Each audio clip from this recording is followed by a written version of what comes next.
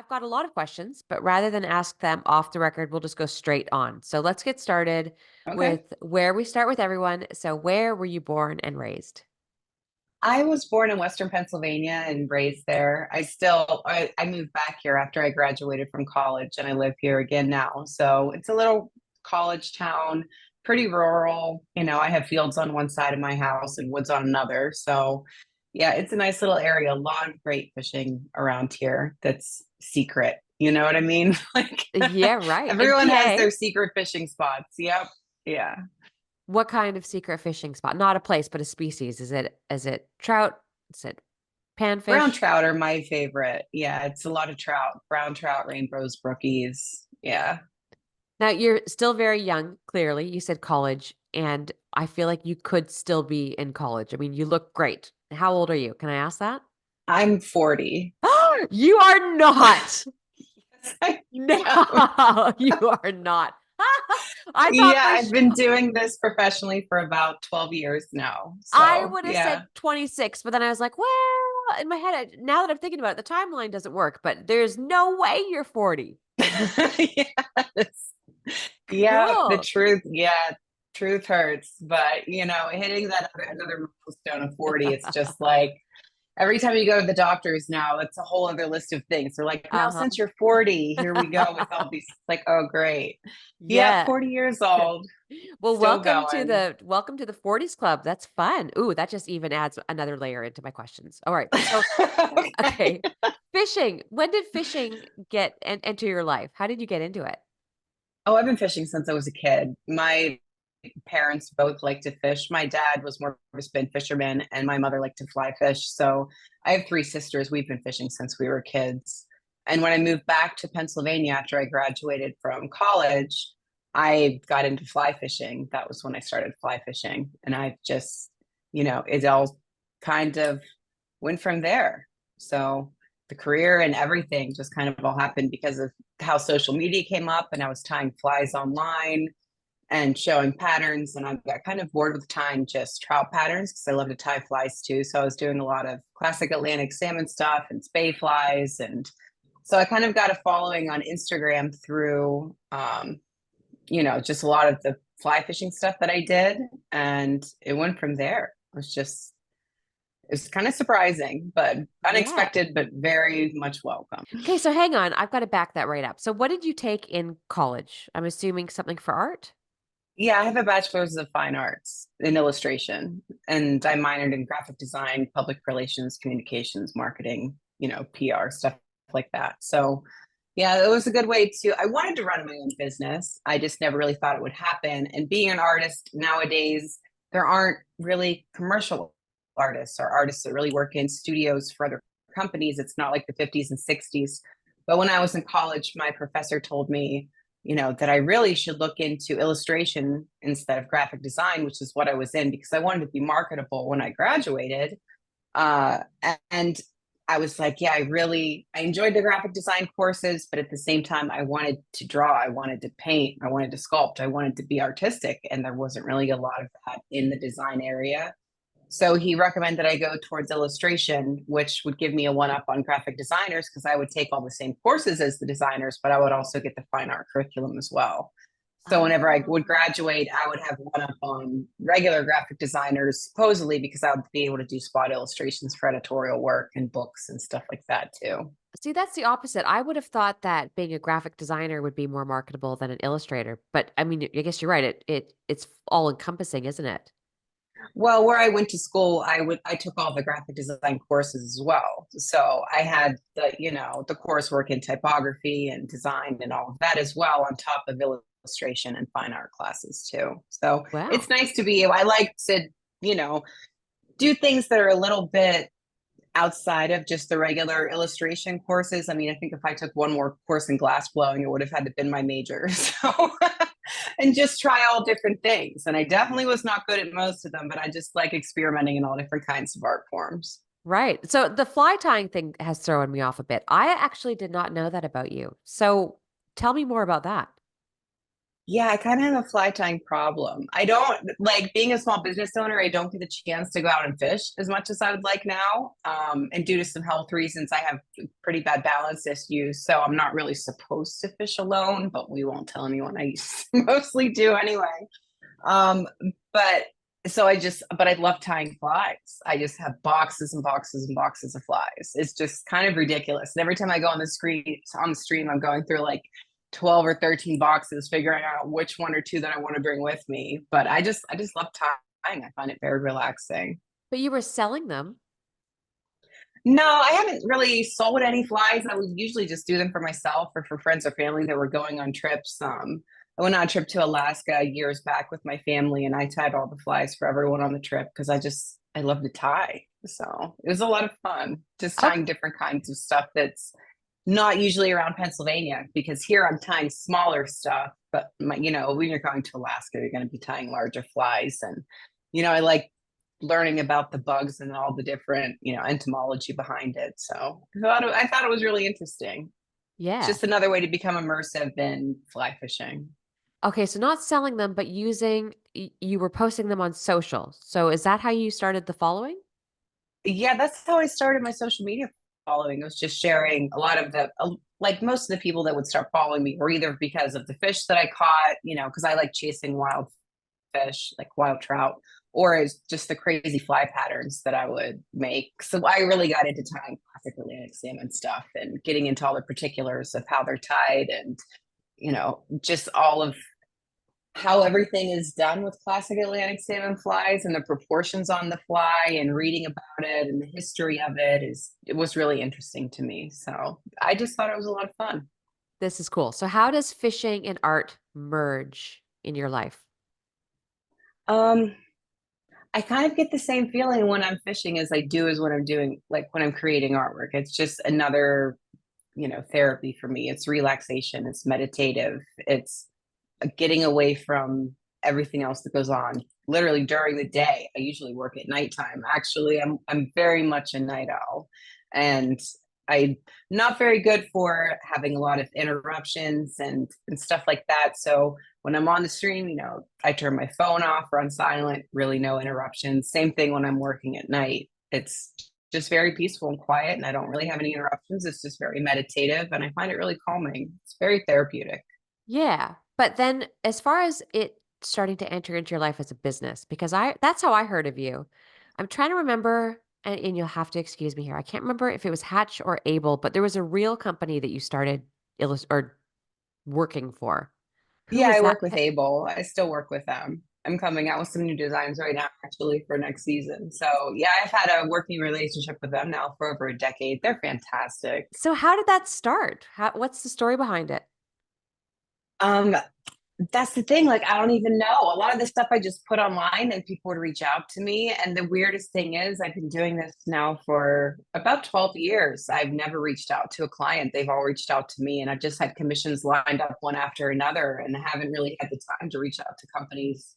I just try and keep up with the work that's coming in from the other side. So I've been very, very honored and lucky. I would say very lucky on that account. So Yeah. what do you do for Able? For someone who has no idea what I'm talking about right now.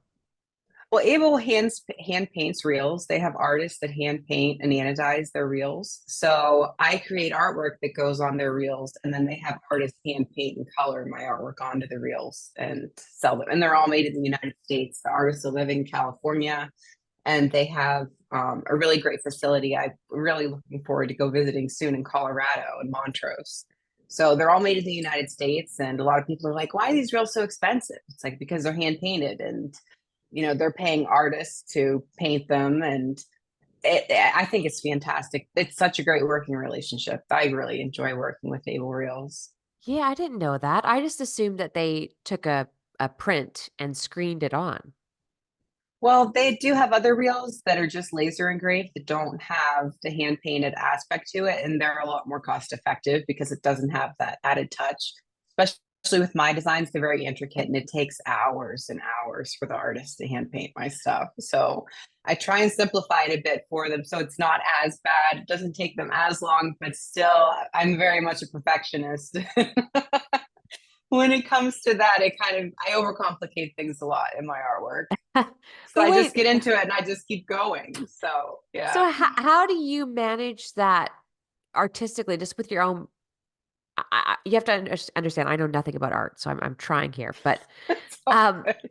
how do you just personally? I don't know how I would feel about someone painting my art onto something. How do you manage that without being a total micromanager, or do you just have no choice but to be a total micromanager? Well, the great thing about it is the way that I create my artwork and send it over to them in layers and the different file types I send them, they're able to laser engrave it onto the reel first. So basically, at that point, it's a paint by number. I show them how the color palette that they have, they mix the colors, and it's basically a paint by number at that point. So yeah, but it still takes a lot of time. And when seeing them in person, it's kind of hard to fathom how someone can have a hand that steady to paint so small. Because I have some of the, like, I have a TR brook trout. It's like a 2-3, and they're hand painting something that intricate. It's just they're very very talented artists. I must say, I really have a great appreciation for them. Did they ever ask you to do the hand painting? No, they don't, because a lot of it has to be anodized. I don't have any of those chemicals or anything to do it here myself. But I mean, that would be fun. I would love to do that. Actually, before I started working in the fly fishing industry, when I graduated from college, I actually applied a job for Abel to be one of the painters. And still kind of joke with them to this day. I'm like, do you ever remember seeing my resume come across your desk? That is But I thought it would have been fun. the thing, I guess, that I'm wondering, and I'm sure other people are wondering, which is super invasive because we've been chatting for all of 16 minutes, is there any money in it? Like, can you make any money doing that? Yeah, this has been my full-time job now, like I said, for over a decade. And it's kind of crazy because I didn't think I would be able to make a living doing it, to be honest with you. I was working at the local newspaper and doing advertising and putting all the ads together for the papers. And then I was also working at a local screen printing shop doing all the custom artwork that came in for clients. Um, and when it started to kind of take off and I had work piling up a little bit, I quit one of those jobs. And everyone at the newspaper, I loved working at the newspaper. The people there, everything, it was so great. And I'm just thinking, I'm going to stay here. And they're like, no, you're not. You'll be out the door in a few months. And I'm thinking, no way. I'm not going anywhere. There's no way I can make a living doing this. You know what I mean? And I remember an article that came out in the Drake about me, and I went on Facebook on my lunch break and I had like over 3,000 Facebook requests. And I'm like, what is going on? And then all this work, more work started coming in. And it got to a point where I was like over 2 years booked out for our work. And I'm like, I got to give this a chance. I just, if I don't now, win. And everyone that works there was like, if you ever change your mind, you'll have a job here just in case. Because they're so nice. And I love that job. But yeah, like I said, I just, after that happened, it just keeps coming. So it kind of got to a point where I'm just like, yeah, I could do this. And I'm able to pay off my student loans and, you know, be able to afford the life I want, making more than what I was, honestly, personally, with two almost full-time jobs previously. So, but the thing is, you have to really want it. There's for years it was 12 to 16-hour days every day. And everyone's like, oh, it must be great. You have your own job, you can make your own hours. And I can, but you get out of it what you put into it. So, I mean, that's the bottom line. Yeah, you clearly are a hard worker. And I remember watching your name come up, and then it did feel like fireworks. Everywhere I turned, all of a sudden I was seeing your name, which was really cool. And yeah, it's about, yeah, over a decade ago. That's about right. Did it feel Yeah, like it it's been a happened really while. fast? Did you feel like it all of a sudden it just boomed? Yeah, it was pretty crazy. The thing is, like, it's odd because this is my studio. It's about a 10 by 10 spare bedroom. I've been working out of this room, or I had another bedroom in the house that was a little bit smaller that I was working out of for a while. But this is my business. So I just sit here and, stuff comes in and I do the artwork and I license most of my stuff. So it goes out the door and I don't really it doesn't really hit me that much, until I go to places, like the fly fishing show or iCast and stuff like that. And people want my autograph and want photos taken with me. And I'm like, what?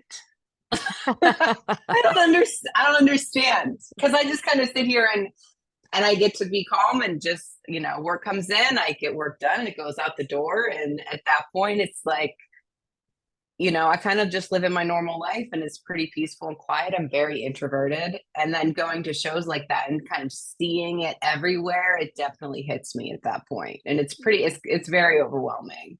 Yeah, Yeah, because you'd for be sure. so secluded and so just focused on your own time and work and space.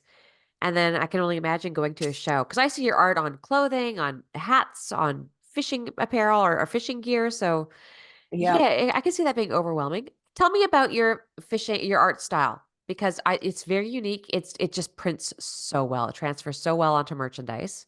For someone who Oh, has never thanks. seen your work and they're thinking that you're doing watercolor landscape, can you tell us a bit about your style? Um, I've been drawing like this honestly since I was in junior high school, just constantly. I just called it doodling. I didn't know it had a name until someone, it was actually a student from the UK, reached out to me. They wanted to do a school project about me. And they said, tell me, I want to learn how you got into Zentangle. And I was like, what is that? I didn't even know it had a name. Someone actually coined a name for it, What's it called? but I wasn't aware. It's called Zentangle. Okay. It's like a lot of meditative designs. It's kind of like mandala style, but the way that I do it, a lot of people that do Zentangle designs kind of block off areas and put patterns in certain areas, and it's a lot more loose. And the way I do it is to try and connect the flow with what I'm working on. So it's very, wouldn't know, I wouldn't exactly call it a Zentangle style, but that's as close to a style as a name that I've found that someone's mentioned to me. I've just always drawn this way. And then I think it's funny because I went to college for, fine art and got a bachelor's of fine arts to go back to draw the way I did when I was in junior high. But it's ironic. I've just always doodled. I just always called it doodling. It's just like my sketchbooks are full of designs like that and doodles like that with a lot of different animals, characters, and cartoony stuff. And yeah, I just think it's fun. It's very relaxing. I have a lot of anxiety, especially so like social anxiety and stuff like that. So I would always carry a sketchbook with me and I would just sit there and doodle all the time if I got anxious. It was just very calming. Oh, my daughter does that. I don't know if she wants to be an artist, but it is very calming, isn't it? It is. Yeah, it's very helpful. It's I a thought, distraction, I guess, like anything else, but it I really guess takes your so. focus, away from what your mind is thinking. And my mind likes to go a lot about anything and everything. Anyone with anxiety knows that that's that's how it happens. But when I draw, my mind's pretty much blank, and that's what I really enjoy about it. It's the peace and the quiet. I'm looking at that picture or that sticker behind you right now, the trout or the salmon Oh yeah, that's bent the or salmon fly. right. Oh no, the sorry, I can't see my cursor. The fish with all Oh, this one. with all the shapes in it. Oh yeah, So if I were to look that's just on closer, my sketchbook.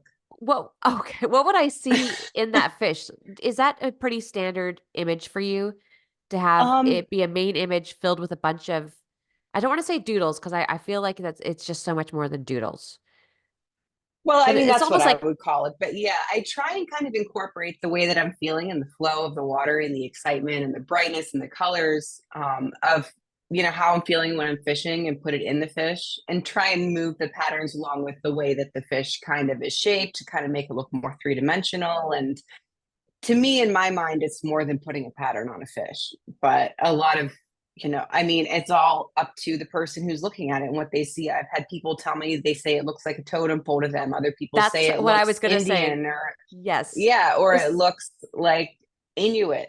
And everyone has a different view of what they see in it. And that's what I think is so fantastic about it. I really don't want to put onto everyone else what I think and what I see because it's up to the viewer. And I think that's the best part about having work that's abstracted that way.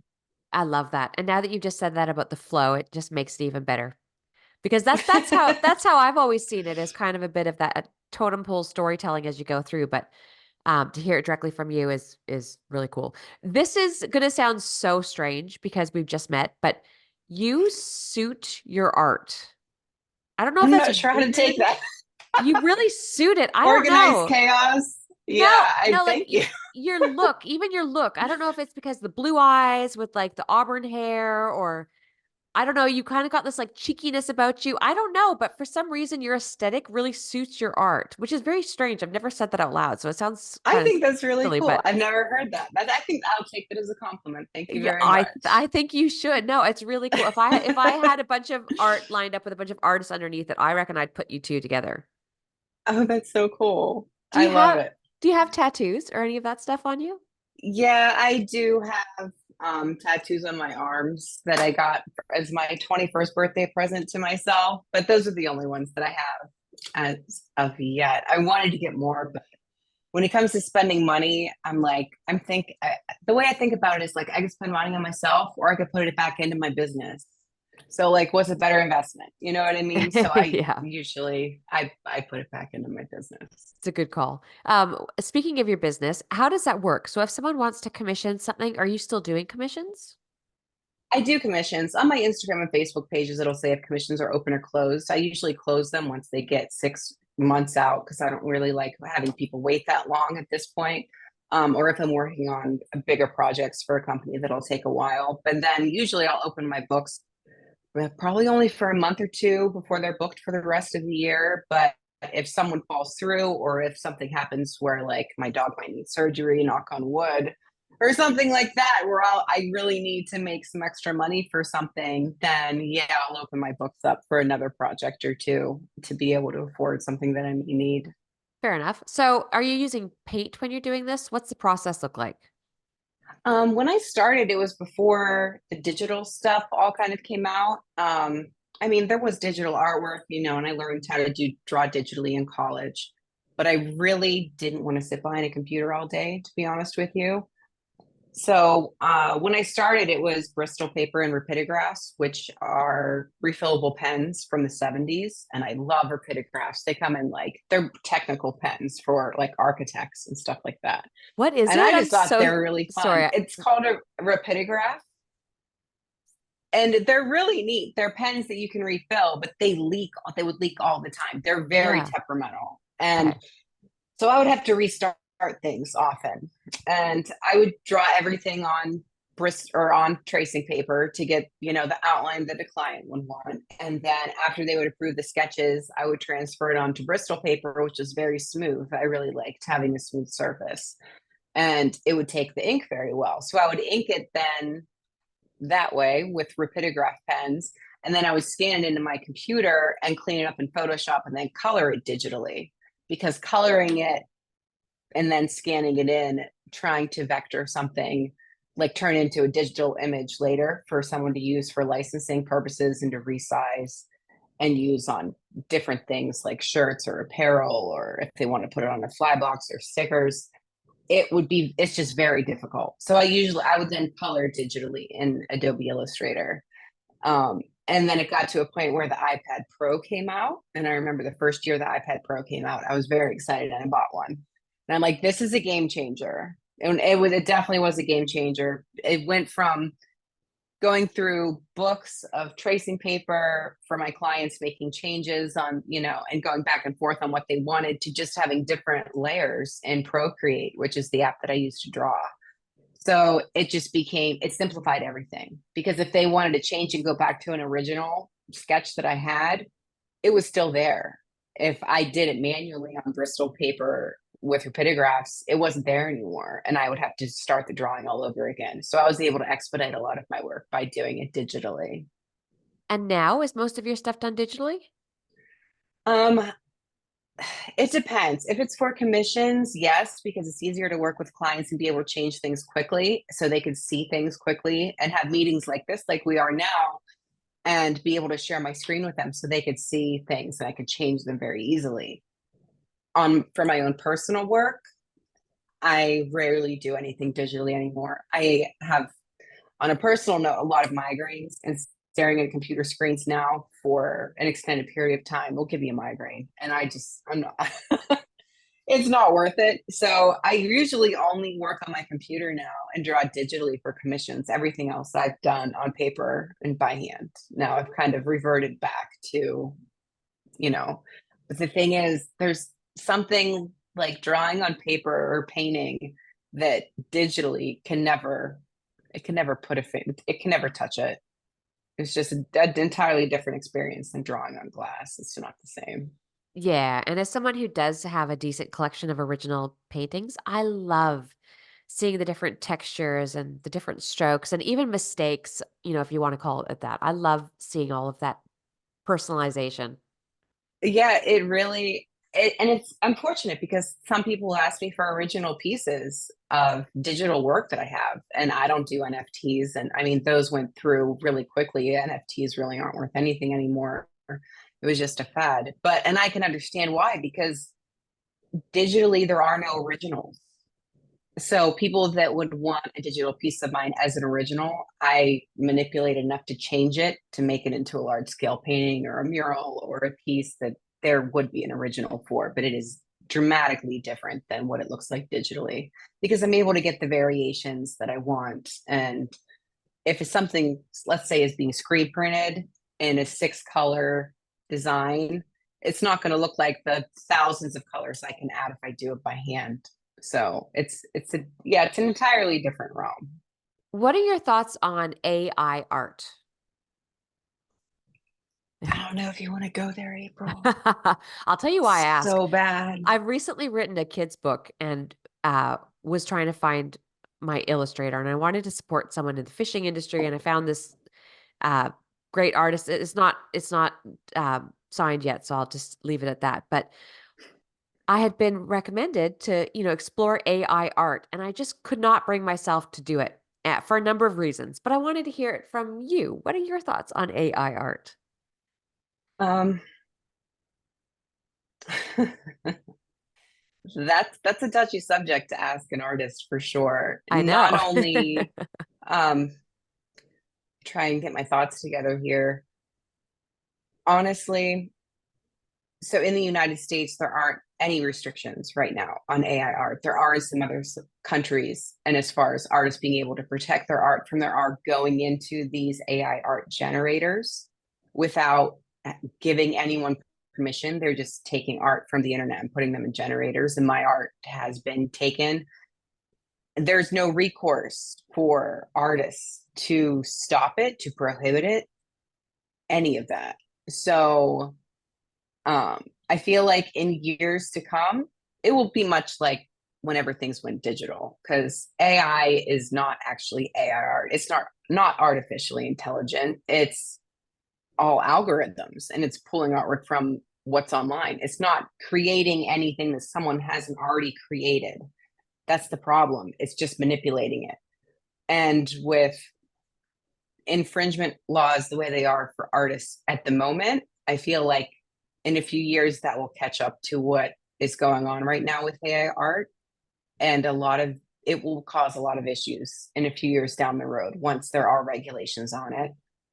So I recommend staying away from AI art for your books because and I think you made a good choice because it 100%. could come up in the future. Yeah. You could have it come against you from the artists that it stole from who never approved their artwork to be taken in the first place. Absolutely. And it's But funny, I was reading the reviews on somebody who used AI art just in a totally different field. It was on a book of ABCs.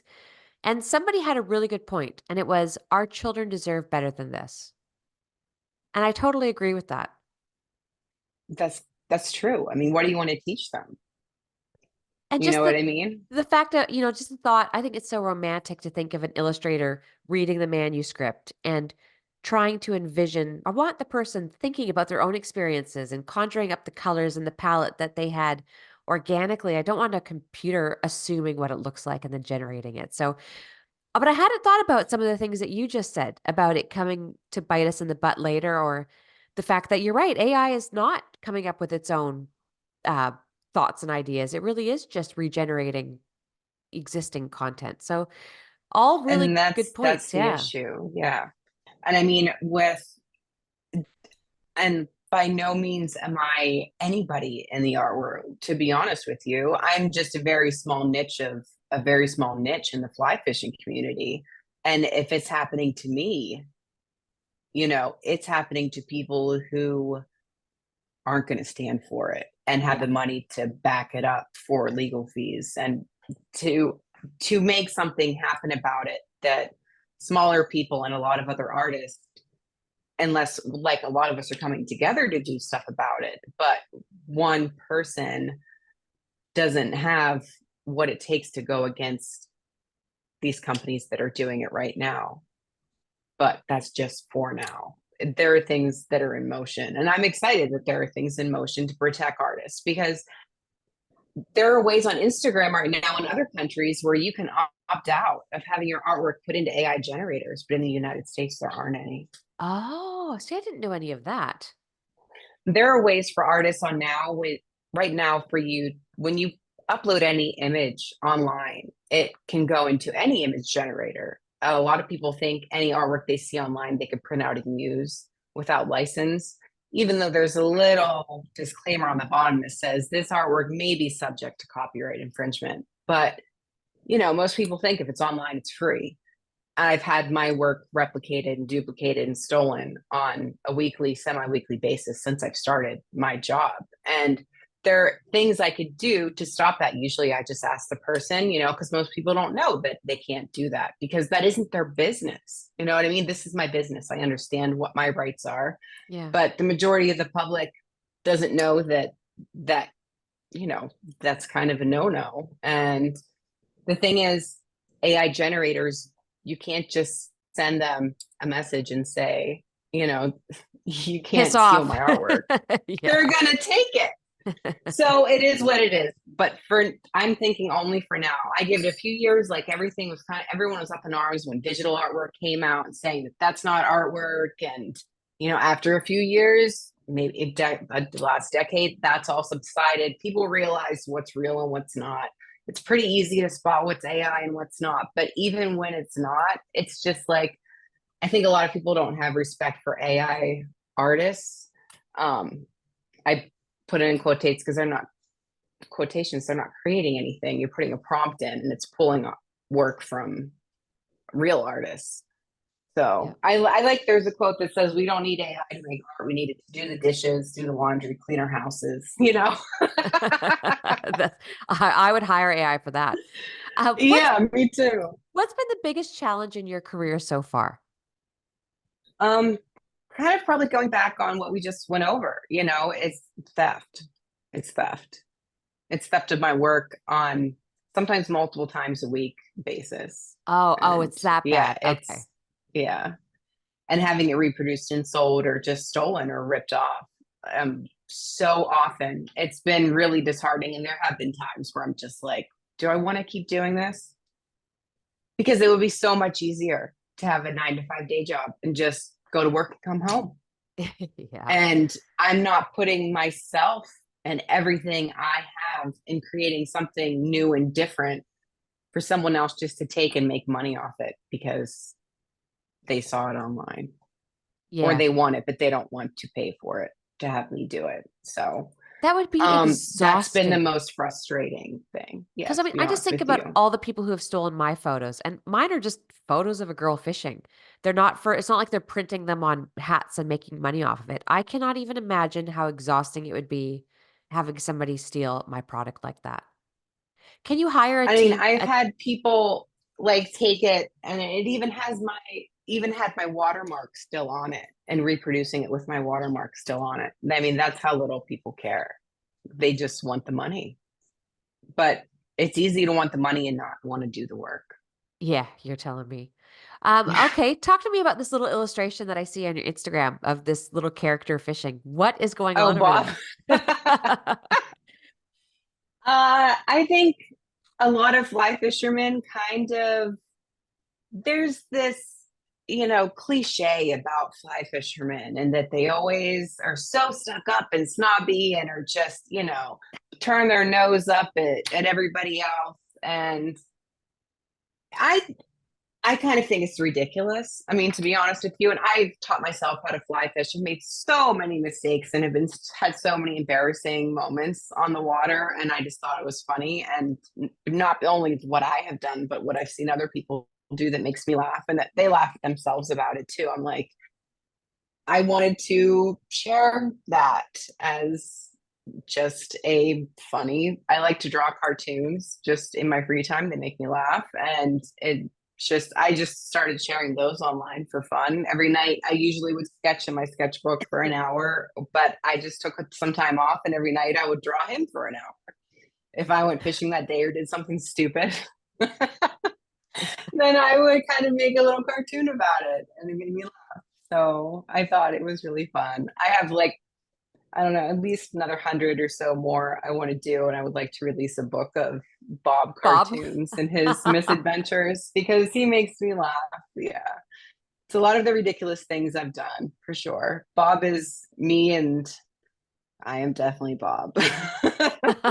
Okay, now I will never look at Bob the same. I will always see him as you. Yeah, What? I've made a lot of mistakes, but that's how you learn stuff, you know what I mean? And I just think it's funny. And I think a lot of people take fly fishermen so seriously. And I've had other fly fishermen, kind of, will stare at me when I'm doing something stupid on the water. And it's like, what are you so uptight about? It's just like you're out here to enjoy yourself and go fishing. Just relax. Like, who cares if I have my line stuck in the tree more often than not? I'm learning how to cast. It's gonna happen. You know what I mean? You gotta laugh at it. But it happens to me a lot. So yeah, I figured I would make a cartoon about it. What gets your audience the most excited? Is it Bob? Is it when you release a new image? Is it fish art? Is it flowers? What is it that you find gets everybody most excited? Is it your fly tying? Is it you? I don't really post my fly tying much online because I don't sell my flies. I just tie way too many for myself. Um, Bob, I think gets a lot of shares because a lot of people can relate, even though if they don't want to admit it. But he does make me laugh. New designs are kind of hit or miss because it depends. The thing is, like everything that I've done has been a commission or everything that I'm working on recently, it's all artwork for other people that is being licensed. So when it comes out with that client, I'm more than happy. I'm very excited to share it and where they can buy it. But since I work in a very small room, what I have mostly is hats, prints, and decals. I don't really have room for a lot of inventory here. So that's why I license my work.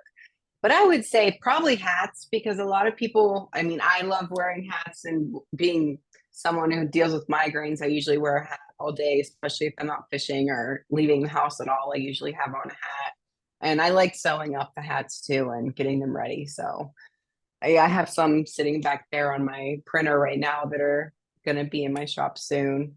So I think the hats are probably my most fun thing that I like to work on because it takes me out of my studio for a bit too when I get to sew. What do you mean? Who's sewing? Oh, I sew them together. Oh, you put like not the embroidery. You mean you put the patch No, on? I have the embroidery done, but it was the designs I made were too detailed to just embroider them right on the hat. So I had them in patches, and then I couldn't find someone to sew them on. So I just bought an industrial sewing machine and I do it myself. I mean, I've been No sewing since I way. was a kid anyway, so it was just something different to get out of the studio for a bit. So if I buy one of your Yeah. hats on your website, which I'm going to link up here, I'll know that you sewed that on. Yeah, there's videos on my social media of me sewing them, and I share Oh, how I that's do it in cool. case other people want to do it. Or if they want to buy a patch and they have a hat that they like specifically, usually they can send it to me and I'll sew it on for them and heat press it and send it back. Well, how does that Yeah, work it's as a fun. business? If Anchored Outdoors wanted to hire Andrea Larko to do an Anchored Outdoors custom sticker or decorative artwork, I then pay you outright for it if you have time Hmm. for me. And then do I pay you a royalty on everything that's sold? How does it work? Well, it's different with every company that I work with. Some people do royalties, but royalties are hard to keep track of, especially for smaller companies who don't have, a really large an employee cycle that can have accountants and all that keep track of all of it. So a lot of the times it's just a standard like upfront one time fee, and then I usually license my artwork by the year. So I Oh, I right. try and Okay. keep my costs down that way so clients aren't paying for more rights than what they need or longer than what they want. Because usually after a year or so, someone will say, I want something different now, and then they can get a new design for the next year. So it's better for their customers and gives them variety too. Oh, I love that. That's super cool. Yeah. Are you still taking orders from companies who want to team up? Asking Yes, I for a am. friend just for somebody I know? At the moment, I'm just finishing up a few designs for Abel right now. But after that, yeah, I'll be opening my books again for a little bit. Yeah. Yeah, very cool. Okay, so what's next for you? What's the next big thing? Because, and we're going to segue into this whole being 40 aspect. Do you have any really big plans or goals that you would like to reach in the next 10 to 20 years? I know that seems crazy, but I know that I would assume that you know what it's like. You hit 40 and then you start thinking, okay, I'm not a kid anymore. I feel like it, but I'm not. What is everything looking like now from here to 50? Did you have that thought or revelation when you hit the big Oh, 40? definitely. Yeah. I mean, that's definitely going to hit you because it's a big one. It's a milestone for sure. But I would like to get a larger studio space, kind of open it to the public, have a storefront would be nice, or a Yeah. gallery. That would be really nice.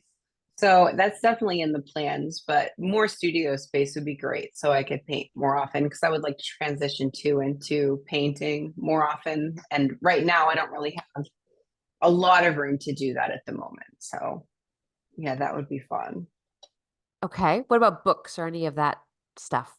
Do you already have a Yeah, book? I plan on no, I a lot of it started off with I was going to do like an adult coloring book and then my pieces would get licensed before I had the chance to put a book together.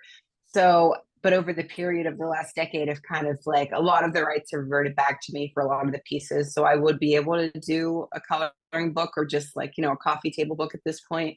But I definitely want to do a book of Bob's because I think they're funny and I want to do a cartoon book. So yeah, I think that would be really interesting. I would like to come out with that in the next few years for sure. I love that. Being nosy and prodding a little bit. What's going on?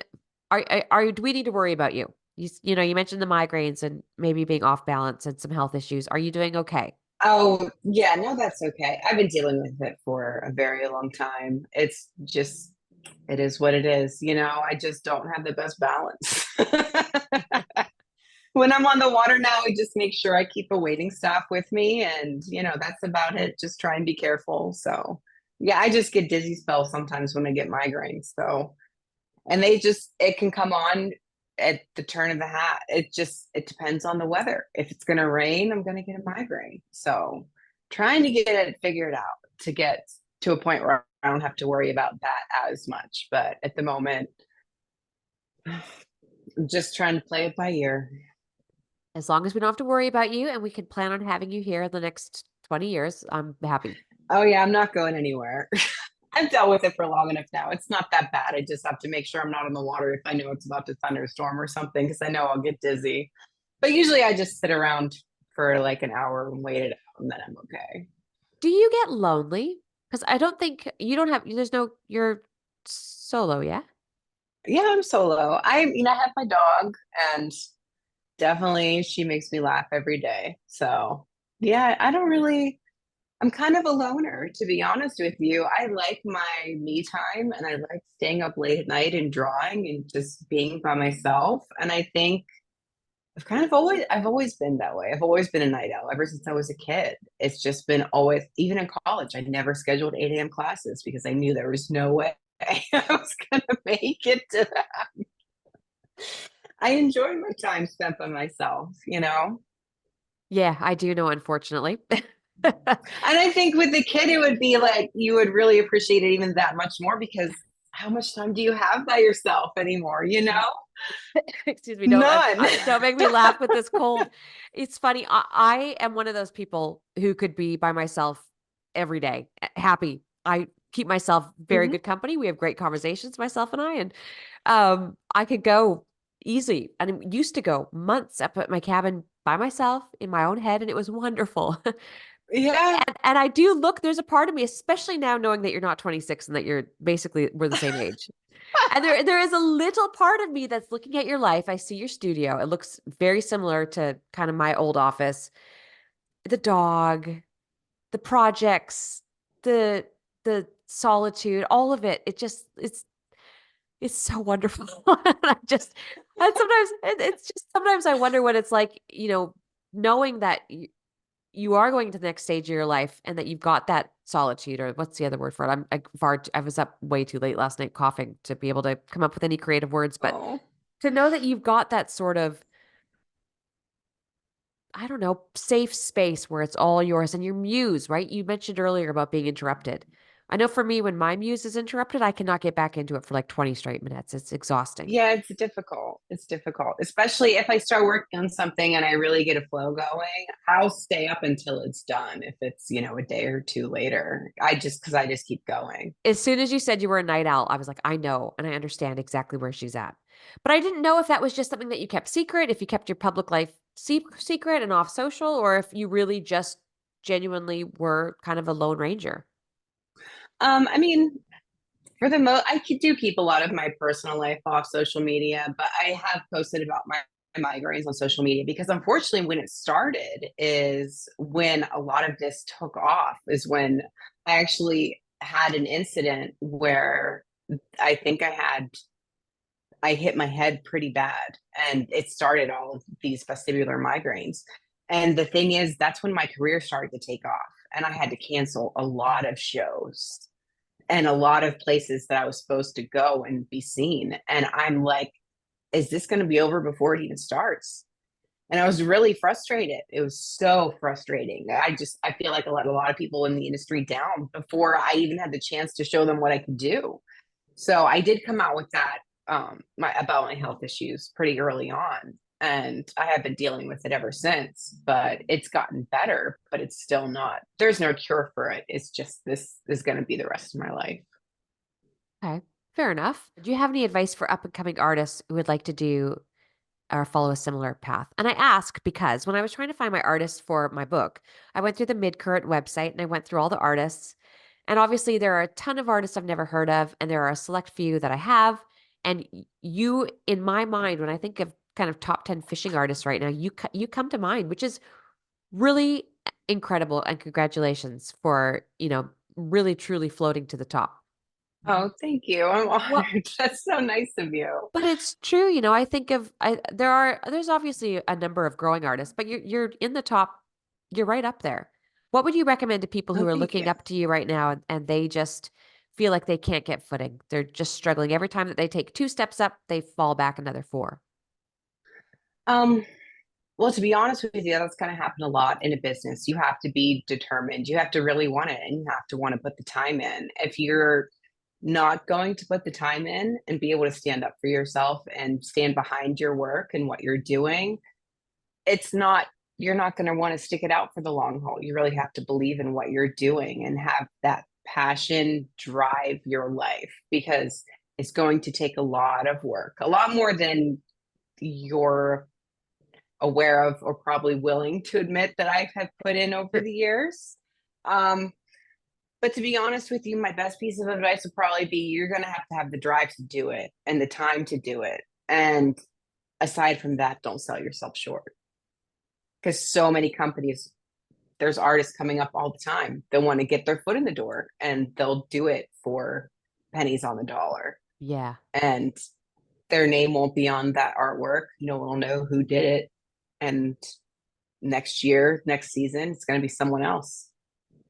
And Yeah. then these artists disappear. And it's so unfortunate. It's so sad because I know how much work and hard work it takes to come up with a new original design, something different, something no one else is doing, to put all of your time and your love and your energy into your artwork and not be able to even have your name on it or to have it just disappear next season and have it replaced by another artist who wants to work with a big company to get their name out there but are willing to sell it for nothing.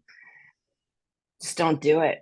Don't do it for exposure. Don't do it for likes. Don't do it for we'll get your name out there because it won't. That is It won't. that is relevant in so many different aspects. How does somebody not get their name on their art? I mean, just to me, that sounds insane. Well, a lot of companies want full rights to an image. If anyone ever wants full rights to an image, decline it. I've never sold full rights on any of my work. Don't ever do it. They will exploit you. They will take it. They will never have to have your name on it, and you can never claim that you ever did it in the first place.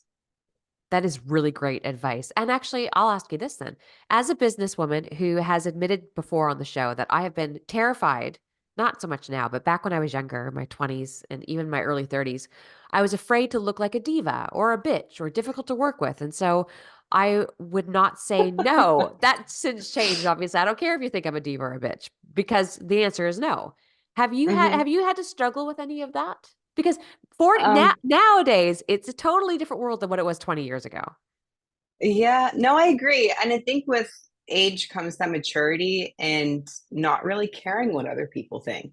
To be honest with you, there are a lot of wonderful companies that I would have loved to have worked for that have reached out to me that I've declined. Yeah. Um, and I still love their company, I still love their brand, but I love my respect, self-respect, and my business and my reputation more than saying yes to them just because of what their name is. And when it comes down to it, people are going to say and think what they want to say and what they want to think. At the end of the day, it is what it is. There's nothing anyone can do to change it. You're and in the art world, if everyone loves what you're doing, you're not creating art. I mean, that's not real art. They're going to be I get works on critiques on my work all the time. If people are just like, my kid could do that. I did it as a kid. They probably could. You know what I mean? You take it for what it's worth. It is what it is. But you kind of you have to have a thick skin for sure. For sure. Yeah, I love your outlook. This is great. So, all right. I mean, I think I've asked most of the questions that I know to ask about art, are very limited. Is there anything that I should be asking you that I have not, both personally and professionally, that you think, or that you'd like aired, or that you think might be interesting? Um, Off the top of my head, I would say if you want to start your own business as an artist, this was probably my biggest downfall is I'm definitely a workaholic and I put my all into my business, but and it's something I'm still struggling with now is taking personal time and self-care time to go fishing, to take vacations, to get out of the studio for a bit and take mental health days because I'll sit here and work for nights, days, weeks, sometimes months on end. And then it's like, I'll get out and actually have time to go fishing. And it just completely, even for a few hours, just completely rejuvenates me. I've been at so many times where I've just been blocked or just burnt out for months at a time because I didn't stop when I should have just been like, I need to stop and take a break and take some time for myself. So that's my biggest piece of advice I think a lot of people should know. And whether it's with fly fishing or any other areas of their life, just self care is so important. And fly fishing for so many people is self care. I mean, it definitely is for me. But even a few hours being on the stream, it's like, why did I wait so long? Why couldn't I have just taken an hour or two out of my day and gone to the stream for a little bit to decompress? Because it makes a world of a difference. And it is an investment into yourself because surely it helps to spark creativity. It does, definitely. And if I get the photos that I need myself, then I don't have to pay stock images for photos. It's a business write-off. What about It is. It is. what about other animals or other areas? Are you totally dedicated to fish? Have you thought about going into bears and elk and other species? Oh, I do all sorts of stuff. I do realistic stuff. I mean, I can show you actually Yeah, yeah, let's the see. piece I have right now in my studio is not even Zentangle at all, and it's not digital, it's watercolor, and it's a But you know life what? size. I can still see your style in it. That's what, as soon as you pulled it up, I was like, yeah, it's a fish. And I can see it's Andrea Larko. So I can still see your style.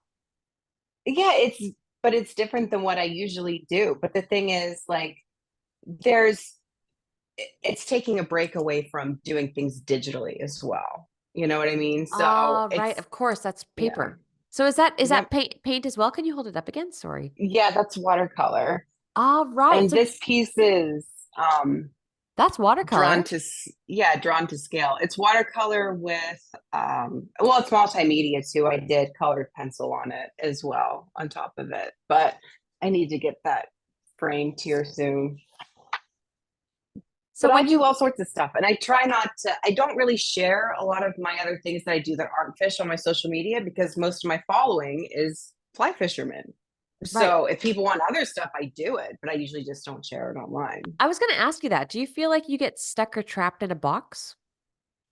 Um, Not really, because I have sketchbooks like over here full of stuff that has nothing to do with anything that I'm doing online, and I could draw whatever I want at any time when I want. So, but I don't have to share everything online, and I definitely don't.